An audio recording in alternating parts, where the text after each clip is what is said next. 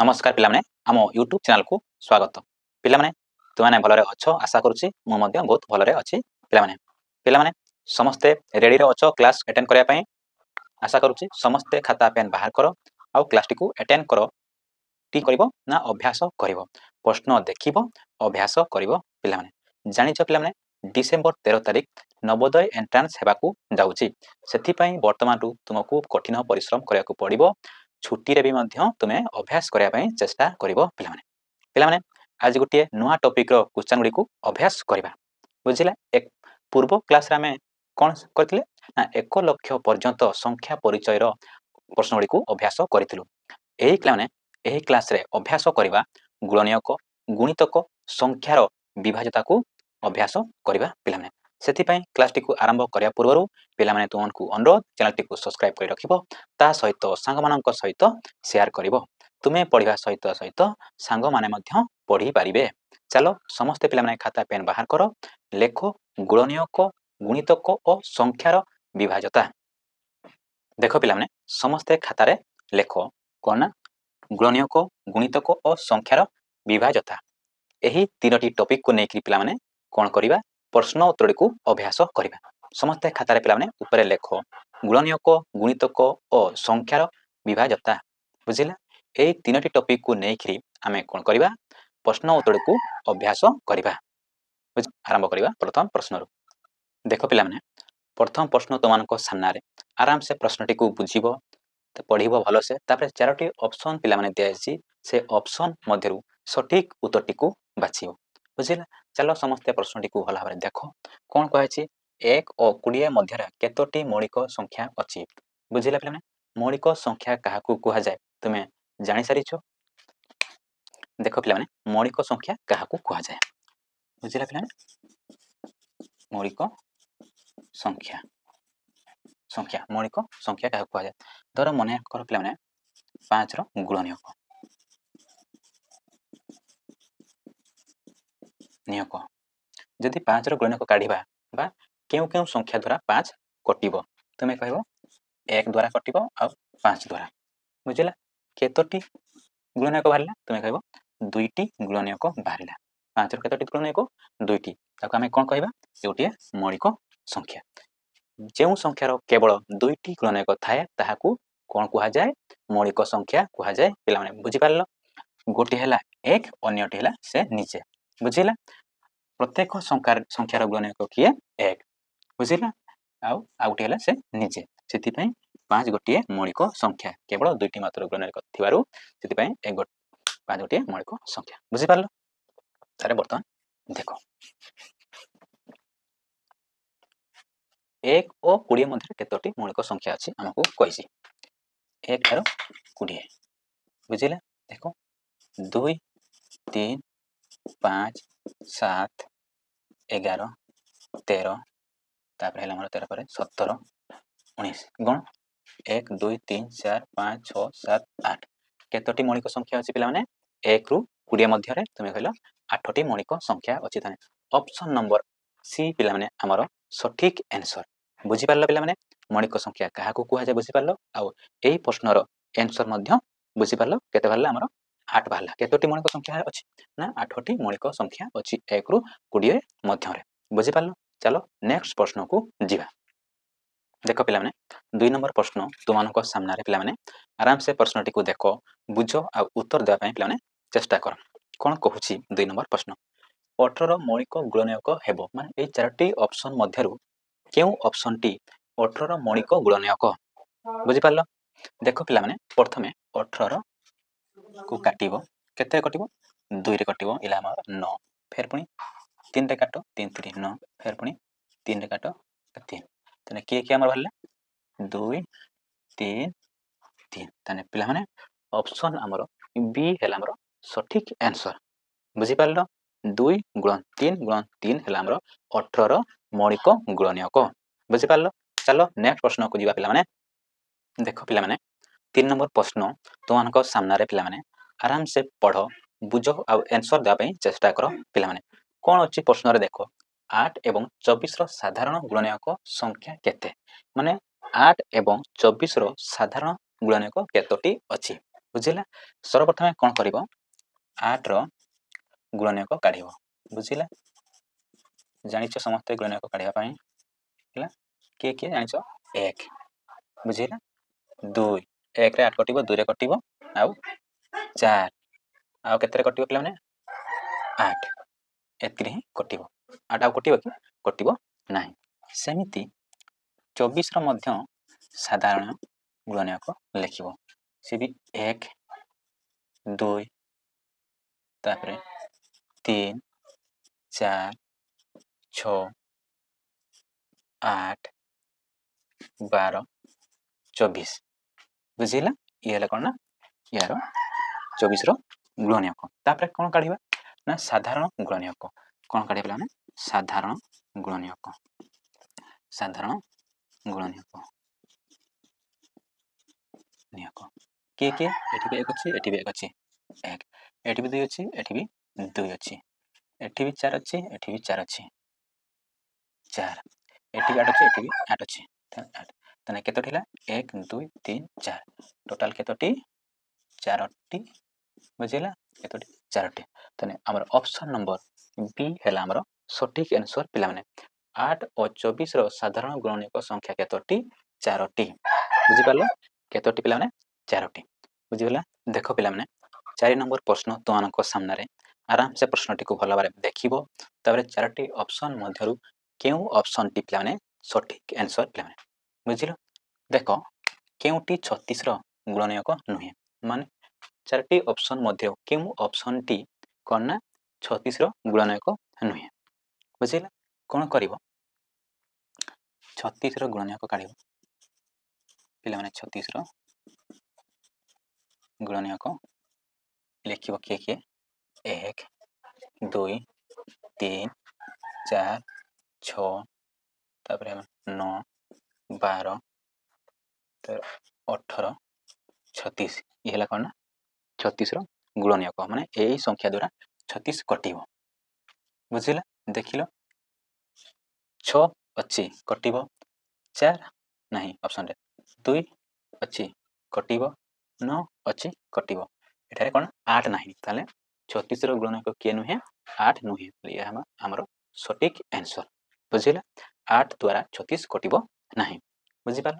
ଯଦି ଏମିତି ନ ଲେଖିକି କେମିତି ତୁମେ କାଟିଥାନ୍ତ ନା 36କୁ ଏ ଅପସନ୍ ମାନଙ୍କ ଦ୍ୱାରା କାଟିବ। ଯେଉଁ ସଂଖ୍ୟା ଦ୍ୱାରା ହରଣ ହେଉଛି ସିଏ ହେଉଛି 36ର ଗୁଣନୀୟକ। ଯେଉଁ ସଂଖ୍ୟା ଦ୍ୱାରା କଟୁ ନାହିଁ ସିଏ ହେଲା 36ର ଗୁଣନୀୟକ ନୁହେଁ। ବୁଝିଲା। ଦେଖିଲ 2 ଦ୍ୱାରା କଟିଯିବ ହେଲା। ତାପରେ 18 ଦ୍ୱାରା 36 କଟିଯିବ, 636 କଟିଯିବ, 9 ଚଉ 36 ତାହେଲେ 8 ଦ୍ୱାରା କଟିବ ନାହିଁ। ଏମିତି ମଧ୍ୟ ତୁମେ ଆନ୍ସର ଦେଇପାରିବ।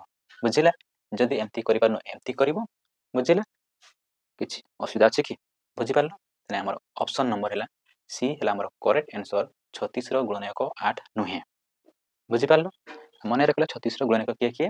ଚାଲ ନେକ୍ସଟ ପ୍ରଶ୍ନକୁ ଯିବା ପିଲାମାନେ। ଦେଖ ପିଲାମାନେ 5 ନମ୍ବର ପ୍ରଶ୍ନ ତୁମମାନଙ୍କ ସାମ୍ନାରେ। ପ୍ରଶ୍ନଟିକୁ ଭଲ ଭାବରେ ଦେଖିବ। ତାପରେ 4ଟି ଅପସନ୍ ଦିଆଯାଇଛି। ସେ 4ଟି ଅପସନ୍ ମଧ୍ୟରୁ କେଉଁ ଅପସନ୍ଟି ସଠିକ୍ ଆନ୍ସର ତୁମେ ବାଛିବ ପିଲାମାନେ।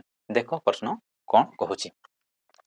ନିମ୍ନୋକ୍ତ ମଧ୍ୟରୁ 3 କାହାର ଗୁଣନୀୟକ ଅଟେ? ମାନେ 3 କାହାର ଗୁଣନୀୟକ ଅଟେ ଏଇ 4ଟି ଅପସନ୍ ମଧ୍ୟରୁ? ତାହେଲେ ଜାଣିଲ କ'ଣ 3 ଦ୍ୱାରା କେଉଁ ଅପସନ୍ର ସଂଖ୍ୟା କଟୁଛି ସିଏ ହେଲା ତାହାର ଗୁଣନୀୟକ ହେବ 3। ଚେକ୍ କରିବା। ଦେଖ 3 ଦ୍ୱାରା କାଟିବାର ନିୟମ ହେଉଛି କ'ଣ ନା ସଂଖ୍ୟାର ଅଙ୍କମାନଙ୍କର ସମଷ୍ଟି ଯଦି 3 ଦ୍ୱାରା କଟେ ତାହା ଏକ 3 ଦ୍ୱାରା ବିଭାଜ୍ୟ। ବୁଝିଲା। ଦେଖ 18 ହେଲା 1 ଯୁକ୍ତ 8 ସମାନ 9। ଇଏ 3 ଦ୍ୱାରା କଟିଯିବ। 3 3 9। ବୁଝିଲା। 3 ଦ୍ୱାରା କଟିଗଲା। ତାହେଲେ ଇଏ ହେଲା ସଠିକ୍ ଆନ୍ସର। 18ର ଗୁଣନୀୟକ କିଏ? 3। ବୁଝିପାରିଲ? 26କୁ ଚେକ୍ କରିବା ମଧ୍ୟ 26 2 ଯୁକ୍ତ 6 ସମାନ ଆମର 8। ଇଏ 3 ଦ୍ୱାରା କଟିବ ନାହିଁ। ତାହେଲେ ଇଏ ଆମର ଉତ୍ତର ନୁହେଁ। ସେମିତି ଚେକ୍ କରିବା 4 ଯୁକ୍ତ 6 ସମାନ 10। 10 ବି 3 ଦ୍ୱାରା କଟିବ ନାହିଁ। ସେମିତି 5 ଯୁକ୍ତ 6 ମାନେ 11 3 ଦ୍ୱାରା କଟିବ ନାହିଁ। ସେଥିପାଇଁ ଆନ୍ସର କେଉଁଟା ହେଲା ଆମର ଏ ହେଲା ଆନ୍ସର। 18ର ଗୁଣନୀୟକ କିଏ? ଆମର 3। କାହିଁକି ନା 3 ଦ୍ୱାରା 18କୁ କଟି ଯାଉଛି। ବୁଝିଲା 3 ଦ୍ୱାରା କେମିତି ଚେକ୍ କରିବ କେଉଁ ସଂଖ୍ୟା କଟିବ ଅଙ୍କମାନଙ୍କର ସମଷ୍ଟି ଯଦି 3 ଦ୍ୱାରା କଟେ ତାହେଲେ ସେହି ସଂଖ୍ୟାଟି 3 ଦ୍ୱାରା ସମ୍ପୂର୍ଣ୍ଣ ଭାବରେ ବିଭାଜିତ ହେବ ବୁଝିପାରିଲ ଚାଲ ନେକ୍ସଟ ପ୍ରଶ୍ନକୁ ଦେଖିବା ଦେଖ ପିଲାମାନେ 6 ନମ୍ବର ପ୍ରଶ୍ନ ତୁମମାନଙ୍କ ସାମ୍ନାରେ ଆରାମସେ ପିଲାମାନେ ଦେଖ ପ୍ରଶ୍ନଟିକୁ ବୁଝ ଆଉ 4ଟି ଅପସନ୍ ମଧ୍ୟରୁ କେଉଁ ଅପସନ୍ଟି ସଠିକ୍ ତାହା ତୁମେ ବାଛିବ ବୁଝିଲା କ'ଣ କହୁଛି କେଉଁ ସଂଖ୍ୟା ପ୍ରତ୍ୟେକ ସଂଖ୍ୟାର ଗୁଣନୀୟକ ଅଟେ ବୁଝିଲା 4ଟି ଅପସନ୍ ମଧ୍ୟରୁ କେଉଁ ସଂଖ୍ୟା ପ୍ରତ୍ୟେକ ସଂଖ୍ୟାର ଗୁଣନୀୟକ ଅଟେ ତୁମେ କହିବ 1 ହେଲା ଆମର ପ୍ରତ୍ୟେକ ସଂଖ୍ୟାର ଗୁଣନୀୟକ ବୁଝିଲା 1 ହେଲା ପ୍ରତ୍ୟେକ ସଂଖ୍ୟାର ଗୁଣନୀୟକ ମନେ ରଖିବ ବୁଝିଲା ଚାଲ ନେକ୍ସଟ ପ୍ରଶ୍ନକୁ ଯିବା ଦେଖ ପିଲାମାନେ 7 ନମ୍ବର ପ୍ରଶ୍ନ ତୁମମାନଙ୍କ ସାମ୍ନାରେ ଆରାମସେ ପ୍ରଶ୍ନଟିକୁ ବୁଝିବ ତାପରେ 4ଟି ଅପସନ୍ ମଧ୍ୟରୁ ସଠିକ୍ ଆନ୍ସରଟିକୁ ପିଲାମାନେ ବାଛିବ ଚାଲ କ'ଣ କହୁଛି 7 ନମ୍ବର ପ୍ରଶ୍ନଟିକୁ ଭଲ ଭାବରେ ଦେଖ 15ରୁ ସାନ ଅଯୁଗ୍ମ ସଂଖ୍ୟାର ଯୋଗଫଳ 15ରୁ ସାନ ତାର ଅଯୁଗ୍ମ ସଂଖ୍ୟାମାନଙ୍କର ଯୋଗଫଳ 15ରୁ ସାନ ହେଇଥିବ ବୁଝିଲା ଅଯୁଗ୍ମ ସଂଖ୍ୟାଗୁଡ଼ିକୁ ଲେଖ 13 11 9 ତାପରେ ଆମର 7 5 3 1 ଇଏ ହେଲା କ'ଣ ନା 15ରୁ ସାନ ଅଯୁଗ୍ମ ସଂଖ୍ୟା ବୁଝିଲା ଇଏ ହେଲା ଅଯୁଗ୍ମ ସଂଖ୍ୟା କେତୋଟି ଅଛି 1 2 3 4 5 6 7 ଏହାକୁ ଯୋଗଫଳ କେତେ ବୁଝିଲା ପିଲାମାନେ ଏହାକୁ ତୁମେ ଯୋଗ କର ଯୋଗ କଲା ପରେ କେତେ ଆସୁଛି ତୁମେ ଅପସନ୍ ମଧ୍ୟରୁ ବାଛିବ ବୁଝିଲା ଏହାକୁ ଯୋଗ କରି ମଧ୍ୟ କାଢ଼ିପାରିବ ଆଉ ଗୋଟିଏ ଫର୍ମୁଲା ପିଲାମାନେ ଲେଖି ରଖ କ'ଣ କରିବ ପ୍ରଥମ ସଂଖ୍ୟା ଯୁକ୍ତ ଶେଷ ସଂଖ୍ୟା ବାଇ 2 ଗୁଣନ ମୋଟ ସଂଖ୍ୟା ବୁଝିଲା ହେଲେ କ'ଣ ନା ବାହାରିଯିବ ତାର ଯୋଗଫଳ ବୁଝିଲା ପିଲାମାନେ କ'ଣ ନା ଯୋଗଫଳ ବାହାରିଯିବ ପ୍ରଥମ ସଂଖ୍ୟା କିଏ ଅଛି ଦେଖ ପିଲାମାନେ 1 ଯୁକ୍ତ ଶେଷ ସଂଖ୍ୟା କିଏ ଅଛି ଆମର 13 କେତେ 13 ତଳେ କ'ଣ ଲେଖିବା 2 ଗୁଣନ ମୋଟ ସଂଖ୍ୟା କେତୋଟି ଅଛି 1 2 3 4 5 6 7 7 ଲେଖ ବୁଝିଲା ବର୍ତ୍ତମାନ ଆକୁ ଯୋଗ କର କେତେ ହେଲା ଆମର 14/2 ଗୁଣନ 7 ବୁଝିଲା ତାର କାଟ 2 କେ 2 2 7 14 ତାର 7 ସହିତ 7 ଗୁଣନ କର କେତେ ହେବ 49 ଇଏ ହେଲା ଆମର ପିଲାମାନେ ଉତ୍ତର ବୁଝିପାରିଲ ତାହେଲେ ଅପସନ୍ ନମ୍ବର ଡି ହେଲା ପିଲାମାନେ ଆମର ସଠିକ୍ ଉତ୍ତର ପିଲାମାନେ ବୁଝିପାରିଲ କେମିତି କରାଗଲା ଆଉ ଆକୁ ଯୋଗ କରିବାକୁ ପଡ଼ିବ ନାହିଁ ମନେ ରଖିଲେ ପ୍ରଥମ ସଂଖ୍ୟା ଯୁକ୍ତ ଶେଷ ସଂଖ୍ୟା ବାଇ 2 ଗୁଣନ ମୋଟ ସଂଖ୍ୟା ବୁଝିଲା ସେ ପ୍ରଥମ ସଂଖ୍ୟା ଜାଣିଲ 1 ଶେଷ ସଂଖ୍ୟା ଜାଣିଲ 13 ଆଉ ମଝିରେ କିଛି ଲେଖିବା ଦରକାର ନୁହେଁ ବୁଝିଲା ବୁଝିପାରିଲ ତ ବୁଝିଲା ଚାଲ ନେକ୍ସଟ ପ୍ରଶ୍ନକୁ ଯିବା 8 ନମ୍ବର ପ୍ରଶ୍ନଟିକୁ ଭଲ ଭାବରେ ଦେଖ ଆଉ ଉତ୍ତର ଦେବା ପାଇଁ ଚେଷ୍ଟା କର ପିଲାମାନେ ଏ ଅପସନ୍ ମଧ୍ୟରୁ ଉତ୍ତର ଦେବା ପାଇଁ ଚେଷ୍ଟା କରିବ କ'ଣ ରହିଛି ପ୍ରଶ୍ନ ସମସ୍ତେ ଦେଖିଲ 70ରୁ ସାନ ମାତ୍ର ସବୁଠୁ ବଡ଼ ମୌଳିକ ସଂଖ୍ୟା 70ରୁ ସାନ କିନ୍ତୁ ସବୁଠୁ ବଡ଼ ମୌଳିକ ସଂଖ୍ୟା 4ଟି ଅପସନ୍ ମଧ୍ୟରୁ କେଉଁ ଅପସନ୍ଟି ସଠିକ୍ ଆନ୍ସର ପିଲାମାନେ ତୁମେ ଦେଖ ସବୁ 70ରୁ ଛୋଟ ଅଛି କିନ୍ତୁ ମୌଳିକ ସଂଖ୍ୟା ବୁଝିଲା ଜାଣିଛ ପିଲାମାନେ ଯେଉଁ ସଂଖ୍ୟାର କେବଳ 2ଟି ଗୁଣନୀୟକ ଥାଏ ଗୋଟିଏ ହେଲା 1 ଅନ୍ୟଟି ହେଲା ସେ ନିଜେ ସିଏ ହେଲେ କ'ଣ ନା ମୌଳିକ ସଂଖ୍ୟା କୁହାଯାଏ ଦେଖ ଚେକ୍ କର ଇଏ ତ ମୌଳିକ ସଂଖ୍ୟା ନୁହେଁ 2ରେ ବି କଟିବ 3ରୁ ବି କଟିବ ବୁଝିଲା ତାର ଫେର ଆହୁରି ତାର 1 ଗୁଣନୀୟକ ହେଲା ଫେର ନିଜେ ଢେର ହେଉଛି ବୁଝିଲା 2ରୁ ଅଧିକା ହେଲା ମାନେ ସେଇଟା ମୌଳିକ ସଂଖ୍ୟା ନୁହେଁ ଇଏ ବି ନୁହେଁ ଦେଖ ଇଏ 3ରେ ବି କଟିବ ନହେଲେ ଫେର ପୁଣି ଇଏ କଟୁ ନାହିଁ 2ରେ ବି କଟୁ ନାହିଁ କି 3ରେ ବି କଟୁ ନାହିଁ 2ରୁ ଅଧିକ ତାର ଗୁଣନୀୟକ ନାହିଁ ସେଥିପାଇଁ ଅପସନ୍ ନମ୍ବର ଏ ହେଲା ଆମର ସଠିକ୍ ଆନ୍ସର ବୁଝିଲା ବୁଝିପାରିଲ ପିଲା ଚାଲ ନେକ୍ସଟ ପ୍ରଶ୍ନକୁ ଦେଖିବା କ'ଣ କହୁଛି ଦେଖ ପିଲାମାନେ 9 ନମ୍ବର ପ୍ରଶ୍ନଟିକୁ ଭଲ ଭାବରେ ଦେଖ ପ୍ରଶ୍ନଟିକୁ ପଢ଼ 4ଟି ଅପସନ୍କୁ ଲକ୍ଷ୍ୟ କର ବା ଦେଖ ତାରେ ସେଇ 4ଟି ଅପସନ୍ ମଧ୍ୟରୁ ସଠିକ୍ ଆନ୍ସରଟିକୁ ବାଛିବାକୁ ଚେଷ୍ଟା କରିବ ପିଲାମାନେ ଦେଖ ପ୍ରଶ୍ନ କ'ଣ କହୁଛି 11ରୁ 65 ମଧ୍ୟରୁ 9ର କେତୋଟି ଗୁଣିତକ ଅଛି ବୁଝିଲା ଗୁଣିତକ ପିଲାମାନେ ଜାଣିଛ ଗୁଣିତକ ମାନେ ପଣିକା ହେଲା 9ର ଗୁଣିତକ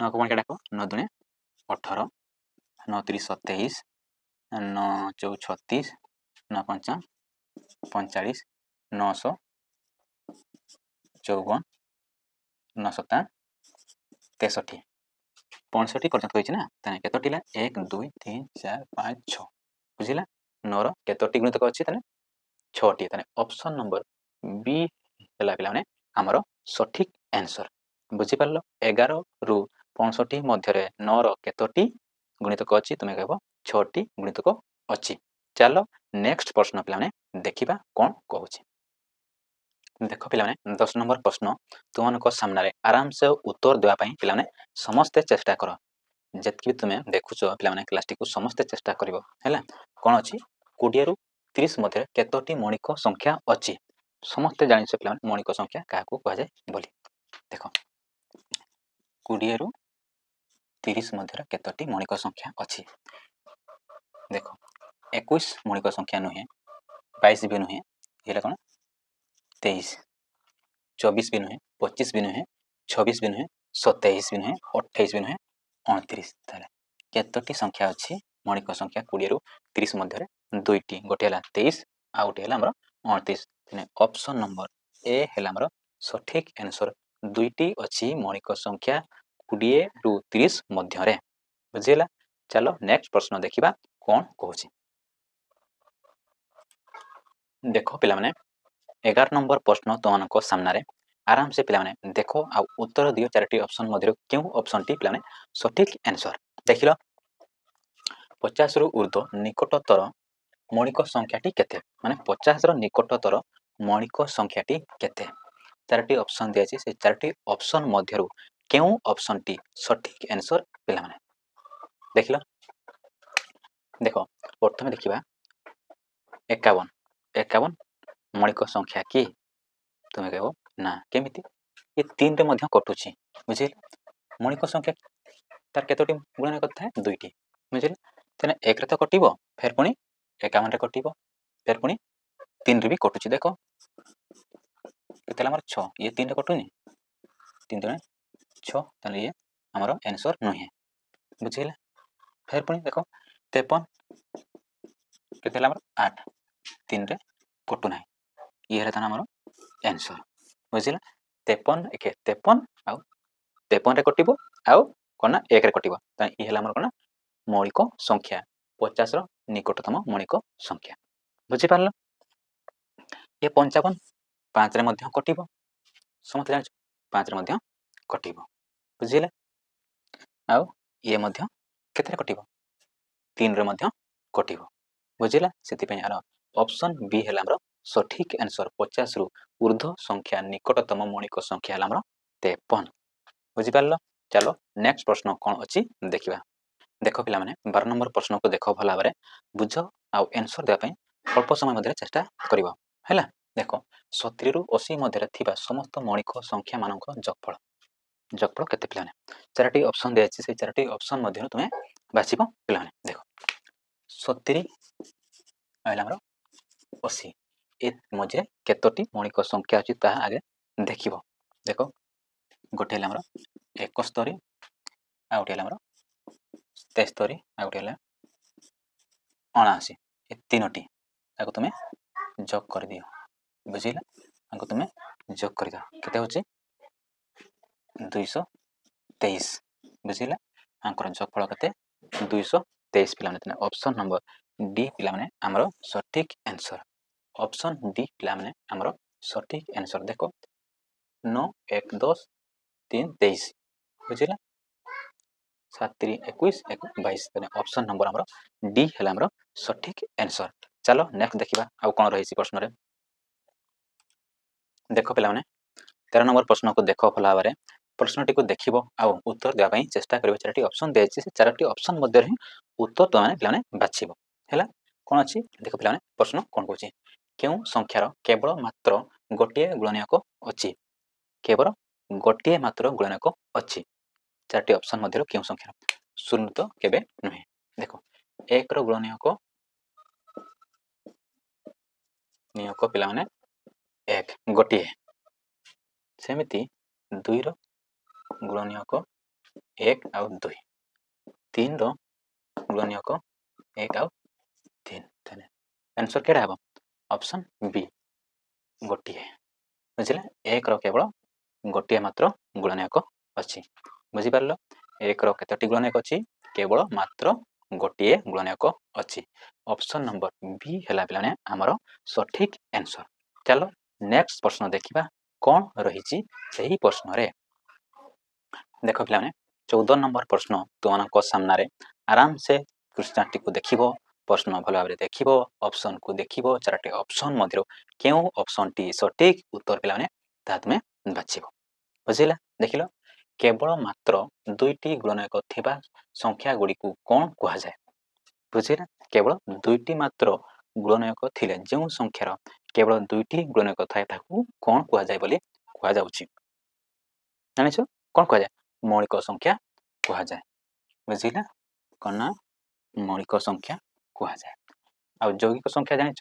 2ରୁ ଅଧିକ ଗୁଣନୀୟକ ଥିଲେ ସେହି ସଂଖ୍ୟାଟି କ'ଣ ନା ଯୌଗିକ ସଂଖ୍ୟା। ଯେଉଁ ସଂଖ୍ୟାର 2ରୁ ଅଧିକ ଗୁଣନୀୟକ ଥାଏ ତାହାକୁ କ'ଣ କୁହାଯାଏ? ଯୌଗିକ ସଂଖ୍ୟା। ବୁଝିପାରିଲ? ଚାଲ ନେକ୍ସଟ ପ୍ରଶ୍ନକୁ ଯିବା। କ'ଣ କହୁଛି ନେକ୍ସଟ ପ୍ରଶ୍ନରେ? ପିଲାମାନେ 15 ନମ୍ବର ପ୍ରଶ୍ନ ତୁମମାନଙ୍କର ସାମ୍ନାରେ। ଆଉ ଦେଖ ପ୍ରଶ୍ନଟିକୁ ବୁଝ, ଆନ୍ସର ଦେବା ପାଇଁ 4ଟି ଅପସନ୍ ଦିଆଯାଇଛି, ଆରାମସେ ତୁମେ ଦିଅ। ଯେଉଁ ସଂଖ୍ୟାର 2ଟିରୁ ଉର୍ଦ୍ଧ୍ୱ ସଂଖ୍ୟକ ଗୁଣନୀୟକ ଥାଏ ତାହାକୁ କି ସଂଖ୍ୟା କୁହାଯାଏ? ପିଲାମାନେ କୁହ, 4ଟି ଅପସନ୍ ଦିଆଯାଇଛି, ସେ 4ଟି ଅପସନ୍ ମଧ୍ୟରୁ ତୁମେ ବାଛିବ। ଜାଣିଛ 2ରୁ ଅଧିକ ଗୁଣନୀୟକ ଥିଲେ ଯେଉଁ ସଂଖ୍ୟାର ତାହାକୁ କ'ଣ କୁହାଯାଏ? ତାହାକୁ ଯୌଗିକ ସଂଖ୍ୟା କୁହାଯାଏ ପିଲାମାନେ। ତାହେଲେ ଅପସନ୍ ନମ୍ବର ସି ହେଲା ଆମର ସଠିକ୍ ଆନ୍ସର ପିଲାମାନେ। କ'ଣ କୁହାଯାଏ? ଯୌଗିକ ସଂଖ୍ୟା କୁହାଯାଏ। ବୁଝିଲା? ଯେଉଁ ସଂଖ୍ୟାର 2ରୁ ଅଧିକ ସଂଖ୍ୟକ ଗୁଣନୀୟକ ଥାଏ ତାହାକୁ ଯୌଗିକ ସଂଖ୍ୟା କୁହାଯାଏ। ଚାଲ ପିଲାମାନେ ନେକ୍ସଟ ପ୍ରଶ୍ନକୁ ଯିବା। ଦେଖ ପିଲାମାନେ 16 ନମ୍ବର ପ୍ରଶ୍ନ ତୁମମାନଙ୍କ ସାମ୍ନାରେ, ଆରାମସେ ପ୍ରଶ୍ନଟିକୁ ବୁଝିବ ଆଉ ଅପସନ୍ ମଧ୍ୟରୁ ସଠିକ୍ ଆନ୍ସରଟିକୁ ତୁମେ ବାଛିବ। କ'ଣ କହୁଛି? 12ର ସମସ୍ତ ଗୁଣନୀୟକ ମାନଙ୍କର ସମଷ୍ଟି କେତେ? ବୁଝିଲା? କ'ଣ କରିବ? 12ର ଗୁଣନୀୟକ ଗୁଡ଼ିକୁ ଲେଖିବ, ତାପରେ ଯୋଗ କରିବ। ବୁଝିଲା? 12ର ଗୁଣନୀୟକ ପିଲାମାନେ,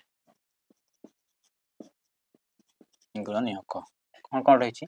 1, 2, 3, 4, 6, 12। ବର୍ତ୍ତମାନ ଏଗୁଡ଼ାକୁ ତୁମେ ଯୋଗ କର, କେତେ ହେବ? ଆମର 28। ତାହେଲେ ଅପସନ୍ ନମ୍ବର ଡି ପିଲାମାନେ ଆମର ସଠିକ୍ ଆନ୍ସର ପିଲାମାନେ। କ'ଣ ନା ଅପସନ୍ ନମ୍ବର ଡି ହେଲା ଆମର ପିଲାମାନେ ସଠିକ୍ ଆନ୍ସର। ବୁଝିପାରିଲ? ଚାଲ ନେକ୍ସଟ ପ୍ରଶ୍ନକୁ ଦେଖିବା। ଦେଖ ପିଲାମାନେ 17 ନମ୍ବର ପ୍ରଶ୍ନକୁ ଦେଖ, ଭଲ ଭାବରେ ଉତ୍ତର ଦେବା ପାଇଁ ସମସ୍ତେ ପିଲାମାନେ ଚେଷ୍ଟା କରିବ। ଆଶା କରୁଛି ପିଲାମାନେ ସମସ୍ତେ ଉତ୍ତର ଦେଇପାରିବ ଏହି ପ୍ରଶ୍ନର ମଧ୍ୟ। ବୁଝିଲା? କ'ଣ କହୁଛି ଦେଖ, 8, 12 ଓ 24ର ଏକ ଭିନ୍ନ କେତୋଟି ସାଧାରଣ ଗୁଣନୀୟକ ଅଛନ୍ତି? ବୁଝିଲା? ବୁଝିପାରିଲ? କ'ଣ କରିବା? ଗୁଣନୀୟକ କାଢ଼ିବା। 8ର ଗୁଣନୀୟକ ପିଲାମାନେ ଲେଖ। ଗୁଣନୀୟକ କିଏ କିଏ? ଆମର 1, 2, 4, 8। ସେମିତି ପିଲାମାନେ 12ର ଗୁଣନୀୟକ ଲେଖ। 1, 2, 3, 4, 6, 12। ସେମିତି ପିଲାମାନେ 24ର ଗୁଣନୀୟକ ଲେଖ।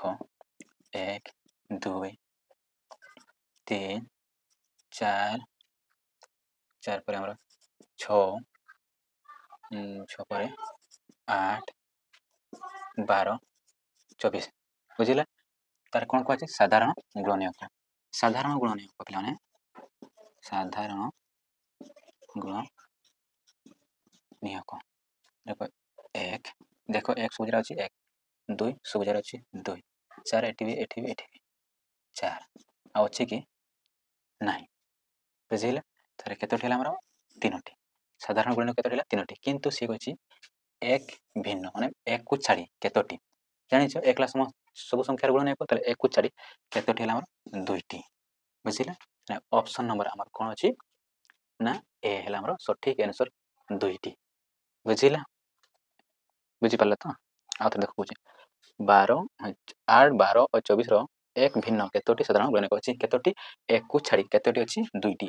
2 ଆଉ 4 ହେଲା 2ଟି। ବୁଝିଲା? ବୁଝିପାରିଲ? ଅପସନ୍ ନମ୍ବର ଆମର ଏ ହେଲା ଆମର ସଠିକ୍ ଆନ୍ସର।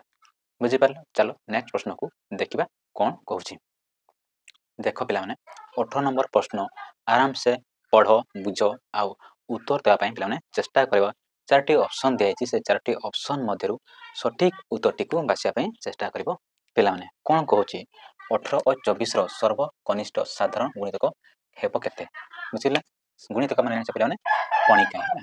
ତାହେଲେ କ'ଣ 18 ଆଉ 24 କୁ ତୁମେ ଲସାଗୁ କାଢ଼ ବୁଝିଲେ କେତେରେ କଟିବ 2 ରେ କଟିବ ଇଏ ହେଲା ଆମର 9 ଇଏ ହେଲା ଆମର 12 ବୁଝିଲେ 3 ରେ କଟିବ 3 ଇଏ ହେଲା ଆମର 4 ଆଉ କଟିବ ନାହିଁ 2 ଗୁଣନ 3 ଗୁଣନ 3 ଗୁଣନ 4 ବୁଝିଲେ 6 36 18 18 ଚଉ 72 ଅପସନ୍ ପିଲାମାନେ ବି ହେଲା ଆମର ସଠିକ୍ ଆନ୍ସର ବୁଝିଲେ 18 ଚଉ 72 ବୁଝିଲେ 18 ଚଉ 72 ଅପସନ୍ ଦେଖ ପିଲାମାନେ 19 ନମ୍ବର ପ୍ରଶ୍ନକୁ ଦେଖ ଭଲ ଭାବରେ ଆଉ ଉତ୍ତର ଦେବା ପାଇଁ ପିଲାମାନେ ଚେଷ୍ଟା କରିବ କ'ଣ କହୁଛି 70ରୁ କମ୍ ଓ ନିକଟତର କେଉଁ ସଂଖ୍ୟା 8ର ଏକ ଗୁଣିତକ ଅଟେ ବୁଝିଲା 70ରୁ କମ୍ କିନ୍ତୁ 8ର ଗୁଣିତକ ଅଟେ ବୁଝିଲେ ଜାଣିଛ ପିଲାମାନେ 8 8 ଗୁଣନ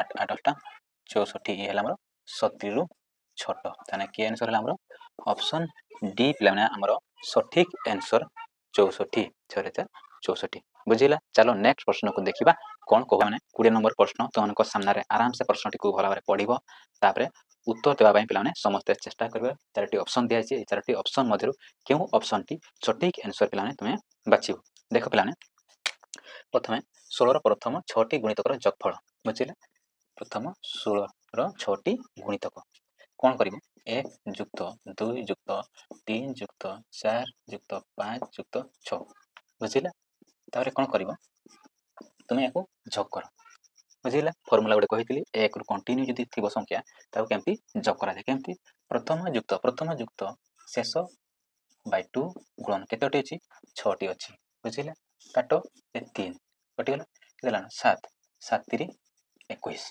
ବୁଝିଲା ଏଠି 21 ଗୁଣନ କର ବୁଝିଲା ଆକୁ ତୁମେ ଗୁଣନ କର ଏମିତି ଲେଖ ପିଲାମାନେ ଯେତେ ସହଜ ହେବ ତୁମେ ଗୁଣନ କରିବା ପାଇଁ 6 ଇଏ ହେଲା ଆମର 1 ଇଏ ହେଲା ଆମର 12 ହେଲା 1 ଇଏ ହେଲା 2 1 3 ବର୍ତ୍ତମାନ ଯୋଗ କର 3 ଇଏ ହେଲା ଆମର ଉତ୍ତର ଅପସନ୍ ନମ୍ବର ଏ ପିଲାମାନେ ଆମର ସଠିକ୍ ଆନ୍ସର ବୁଝିପାରିଲ ଅପସନ୍ ନମ୍ବର ଏ ହେଲା ଆମର ସଠିକ୍ ଆନ୍ସର ଆଶା କରୁଛି ପିଲାମାନେ ଏହି ପ୍ରଶ୍ନ ସମସ୍ତେ ବୁଝିପାରିଲ ଆଗକୁ ଏଇଭଳିଆ ପ୍ରଶ୍ନ ଗୁଡ଼ିକୁ ଆମେ 2-3ଟି ଅଭ୍ୟାସ କରିବା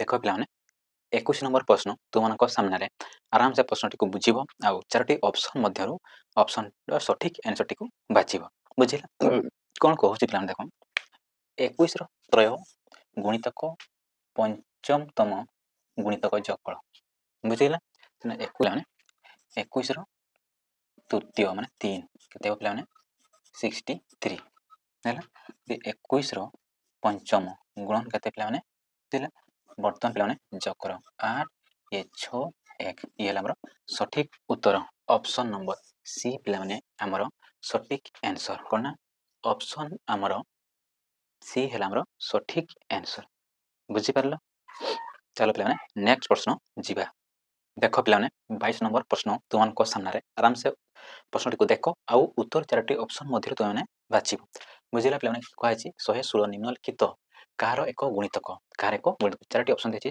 4ଟି ଅପସନ୍ ମଧ୍ୟରୁ କେଉଁ ସଂଖ୍ୟାର ଗୁଣିତକ ହେଲା 116 କ'ଣ କରିବ 116କୁ ପିଲାମାନେ କେଉଁ ସଂଖ୍ୟା ଦ୍ୱାରା କଟୁଛି ଦେଖିବ ବୁଝିଲା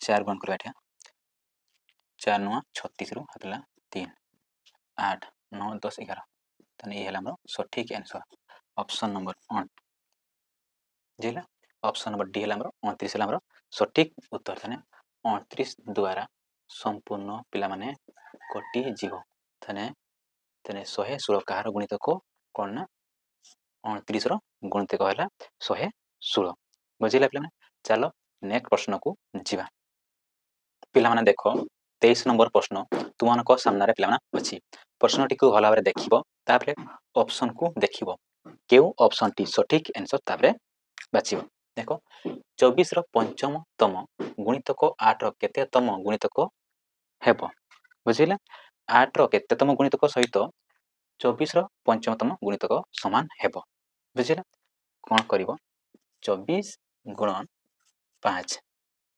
ବୁଝିଲା 24 ଗୁଣନ 5 ବାଇ 8 କରିବ ବୁଝିଲେ 8 के 8 8 3 24 5 3 15 ବୁଝିଲେ ତାହେଲେ ଅପସନ ନମ୍ବର ଏ ହେଲା ପିଲାମାନେ ଆମର ସଠିକ ଆନ୍ସର କ'ଣ ନା ଅପସନ ନମ୍ବର ଏ ହେଲା ପିଲାମାନେ ଆମର ସଠିକ ଆନ୍ସର 15 ବୁଝିଲେ ଚାલો ଚାलो ପିଲାମାନେ ନେକ୍ସଟ क्वेश्चन ଦେଖିଲା ମାନେ ତୁମମାନଙ୍କ ସାମ୍ନାରେ 24 ନମ୍ବର ପ୍ରଶ୍ନ ଭଲ ଭାବରେ ପ୍ରଶ୍ନଟିକୁ ବୁଝିବ ତାପରେ ଚାରୋଟି ଅପସନ ମଧ୍ୟରୁ ତୁମେ ଉତ୍ତରଟିକୁ ସଠିକ ଉତ୍ତରଟିକୁ ବାଛିବ ହେଲା ଦେଖ କ'ଣ କୁହାଯାଇଛି 7 ର ପ୍ରଥମ 6ଟି ଗୁଣିତକର ଯୋଗଫଳ ବାହାର କରିବ ବୁଝିଲେ ତାପରେ 6 ର ପ୍ରଥମ 7ଟି ଗୁଣିତକର ଯୋଗଫଳ ତାପରେ କ'ଣ କରିବ ତାଙ୍କର ଅନ୍ତର ମାନେ ପ୍ରଥମେ 7 ର କାଢ଼ିବ 7 ର 6ଟି ବୁଝିଲା ପ୍ରଥମେ 6ଟି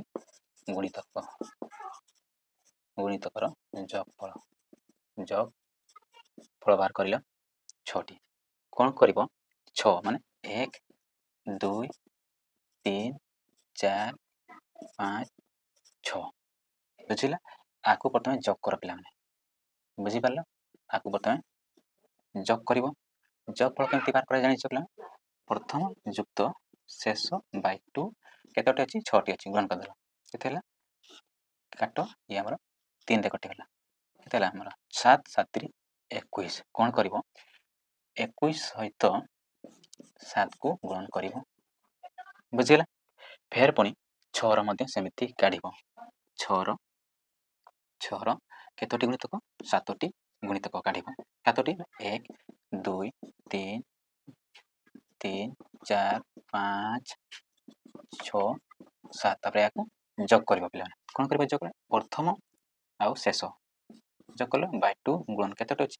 7ଟି ଅଛି କେତେ ହେଲା ଆମର 8 ବିଭକ୍ତ 2 ଗୁଣନ 7 ବୁଝିଲେ 2 के 2 2 ଚଉ 8 ତାରେ ବର୍ତ୍ତମାନ ଗୁଣନ କର କେତେ ହେଲା ଆମର 7 ଚଉ 28 ତାରେ 28 ଏଠି ଲେଖ 28 ଗୁଣନ କେତେ ଆମର 6 28 ଗୁଣନ ଆମର 6 6 ବାହାର କରିଛ ବର୍ତ୍ତମାନ ତୁମେ ଗ୍ରହଣ କର ହେଲେ କେତେ ହେବ 7 1 7 7 ଦୁणे 14 ବୁଝିଲା ତାରେ ୟାକୁ ଗୁଣ କର 48 ଜଣ 4 ହାତରେ ହେଲା 12 13 14 16 ତାରେ ଏ ବୁଝିଲା ତାଙ୍କର ବର୍ତ୍ତମାନ ବିয়োଗ କରିବ ତାର ବଡ଼ ସଂଖ୍ୟାର ସାନ ସଂଖ୍ୟାକୁ ବିয়োଗ କରିବ ତାର ବଡ଼ ସଂଖ୍ୟାରୁ କ'ଣ କରିବ ସାନ ସଂଖ୍ୟାକୁ ବିয়োଗ କରିବ ଦେଖ 21 ଆମର ବିয়োଗ ଫଳ ତାହେଲେ ଅନ୍ତର ଆମର କେତେ ହେଲା ପିଲାମାନେ 21 ଅପସନ ନମ୍ବର ସି ପିଲାମାନେ ଆମର ସଠିକ ଆନ୍ସର କ'ଣ ନା ଅପସନ ଆମର ସି ହେଲା ଆମର ସଠିକ ଆନ୍ସର ବୁଝିପାରିଲ ପିଲାମାନେ ବର୍ତ୍ତମାନ ବୁଝିପାରିଲ 7ଟି 7ର 6ଟି ତାହେଲେ 6ଟି ସଂଖ୍ୟାକୁ ତୁମେ 1 ରୁ 6 ପର୍ଯ୍ୟନ୍ତ ସଂଖ୍ୟାକୁ ଯୋଗ କରିବ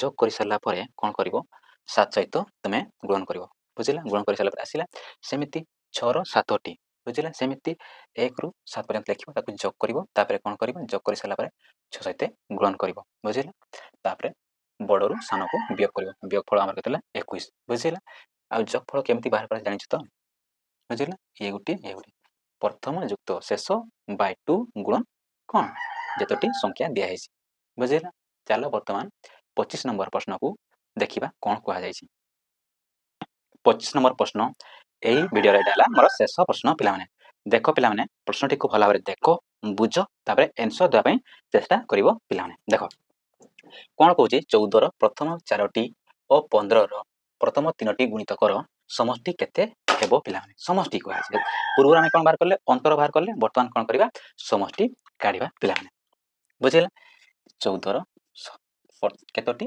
4ଟି ଗୁଣିତକ ବୁଝିଲା 14 ସହିତ 1 ଯୁକ୍ତ 2 ଯୁକ୍ତ 3 ଯୁକ୍ତ 4 ବୁଝିଲେ ପିଲାମାନେ ଯୁକ୍ତ କ'ଣ କୁହାଯାଇଛି 15 ତାରେ 1 ଯୁକ୍ତ 2 ଯୁକ୍ତ 3 ଯେହେତୁ 3ଟି ବୁଝିଲା ତାର ବର୍ତ୍ତମାନ କ'ଣ କରିବ ୟାକୁ ଯୋଗ କର ତାରେ ୟାକୁ ବି ଯୋଗ କର ବୁଝିଲେ ପିଲା ଇଏ ଆମର 14 ଗୁଣ ୟାକୁ ପିଲାମାନେ ଯୋଗ କର ଜାଣି ସୂତ୍ର ସାହାଯ୍ୟରେ ତୁମେ ଯୋଗ କରିପାରିବ ସେ ଯେଉଁ ଦିଆହେଇଛି ପ୍ରଥମ ଛୋଟ ଅଛି ମାନେ କିଛି ଏତେ ସୂତ୍ର ପଡ଼ିବା ଦରକାର ନାହିଁ 4 7 10 କେତେ ଆମର 10 ବୁଝିଲେ ଯୁକ୍ତ ଇଏ ବି କେତେ ଅଛି 6 କେତେ ହେଲା ପିଲା 15 ଗୁଣ 6 କର ହେଲା ତାପରେ କେତେ ଆମର ହେଲା ଇଏ ନା 140 ଯୁକ୍ତ 30 ପିଲାମାନେ 90 1590 ବର୍ତ୍ତମାନ ପିଲାମାନେ ଯୋଗ କର 0 0 ଇଏ ହେଲା ଆମର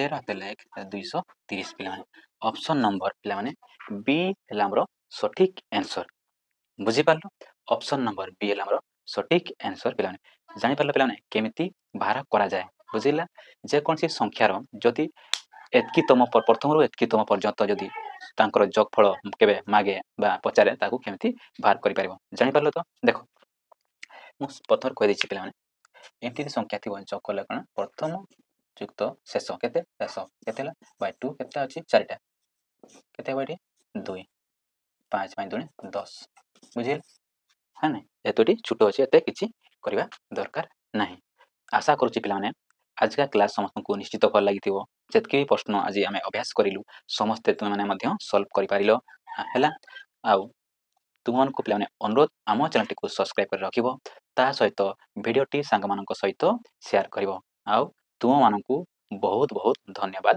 ପିଲାମାନେ ପୁଣି ଦେଖା ହେବ ନେକ୍ସଟ କ୍ଲାସ୍ ପାର୍ଟ 2ରେ ଦେଖା ହେବ ପିଲାମାନେ